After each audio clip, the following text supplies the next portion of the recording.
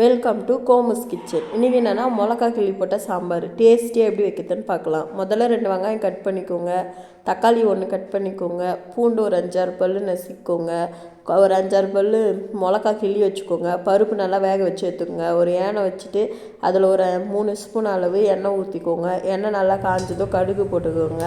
கடுகு நல்லா பொரிஞ்சதும் கட் பண்ணி வச்ச வெங்காயத்தை எடுத்து அதில் போட்டுருங்க. வெங்காயம் கொஞ்சம் வதங்கினதும் மிளகா போட்டுக்கோங்க. வெங்காயம் நல்லா வதக்கிட்டு மிளகா போட்டுக்கோங்க. மிளகா கொஞ்சம் வதங்கினோடனே நான் 5-6 பல் பூண்டு நசுக்கணும் இல்லையா, அந்த பூண்டு எடுத்து போட்டுக்கோங்க. தக்காளி அந்த ஒரு தக்காளி கட் பண்ணி வச்சதை போட்டுக்கோங்க. போட்டு உப்பு தேவையான அளவு போட்டு நல்லா வதக்குங்க. வதங்கிட்ட பிறகு ஒரு சொம்பு தண்ணி ஊற்றிடுங்க. தண்ணி ஊற்றிட்டு பருப்புக்கு நல்லா கடைஞ்சிக்கோங்க. மத்து வச்சு கடைஞ்சா அவ்வளோ டேஸ்ட்டாக இருக்கும். கடைஞ்சிட்டு அந்த சாம்பார் கொதிக்கும் பார்த்திங்களா, குழம்பு இந்த அளவு கொதித்த உடனே பருப்பு ஊற்றிடுங்க. மிளகா கிள்ளி சாம்பார் ரெடி.